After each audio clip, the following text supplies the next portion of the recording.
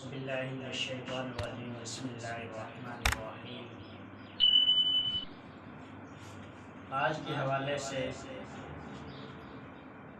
جو اہم باتیں ہیں وہ یہ ہیں کہ لیلۃ القدر کی علامات کیا ہے، اس کی نشانیاں کون سی ہیں، اور وہ نشانیاں وہ علامات کون محسوس کر سکتا ہے اور کون محسوس کرتے ہیں۔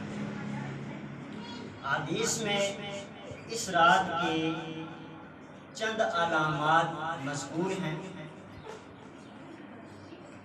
پہلی علامات یہ ہے کہ رسول اللہ صلی اللہ علیہ وسلم نے ارشاد فرمایا کہ تصبح الشمس صبیحۃ تلک اللیلۃ مثل التشت لیسها شعاع حتی ترفعوا۔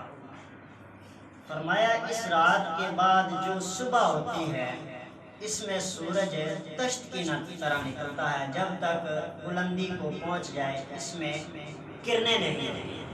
تشت کسے کہتے ہیں؟ گھر میں جو پرات وغیرہ جو برتن وغیرہ ہوتا ہے اس کی مانند وہ سورج نکلتا ہے، اسے تشت کہتے ہیں۔ دوسری علامات کون سی ہیں کہ رسول اللہ صلی اللہ علیہ وسلم نے ارشاد فرمایا کہ وَأَمَارَتُهَا أَن تَطَّلَعُ الشَّمْسِ فِي صَبِيحَةِ يَوْمِهَا بَيْضَاءَ عَلَى شُعَاعٍ لَهَا۔ لیلۃ القدر کی نشانی یہ ہے کہ اس کی صبح میں جب سورج طلوع ہوتا ہے تو وہ سفید ہوتا ہے اور اس کی کوئی شعاع نہیں ہوتی۔ تیسری علامات کون سی ہے کہ رسول اللہ صلی اللہ علیہ وسلم نے ارشاد فرمایا لیلۃ القدر لیلۃ سمیحۃ طلقۃ لا حارۃ ولا باردۃ تصبح الشمس صبیحتها ضعیفۃ حمراء۔ قدر کی رات نرمی والی معتدل ہے، نہ گرم نہ ٹھنڈی۔ اس رات کی صبح سورج کی روشنی کمزور اور سرخی مائل ہوتی ہے۔ آگے فرمایا سیدنا ابو ہریرہ رضی اللہ تعالیٰ عنہ، یہ ہے چوتھی علامت۔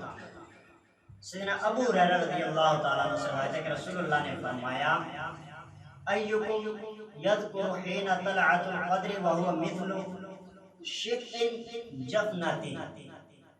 تم میں سے کون ہے اسے یاد رکھتا ہے اس رات جب چاند نکلتا ہے تو ایسے ہوتا ہے جیسے بڑے تھال کا کنارہ، یعنی بڑی پرات کا کنارہ۔ اور رسول اللہ صلی اللہ علیہ وسلم نے فرمایا یہ ہے پانچویں علامت۔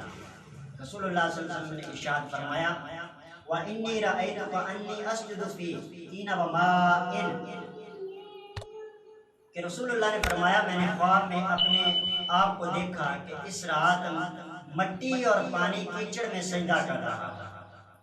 تو لیلۃ القدر کی علامات سے متعلق لوگوں میں بعض غلط باتیں بھی مشہور ہیں، مثلا اس رات کتے نہیں بھونکتے، گدھے کم بولتے ہیں، سمندر کا پانی میٹھا ہو جاتا ہے، درخت زمین کو سجدہ کرتے ہیں، پھر اپنی جگہ لوٹ جاتے ہیں، ہر جگہ روشنی روشنی ہوتی ہے، اور اس دن شیطان سورج کے ساتھ نہیں نکل سکتا وغیرہ۔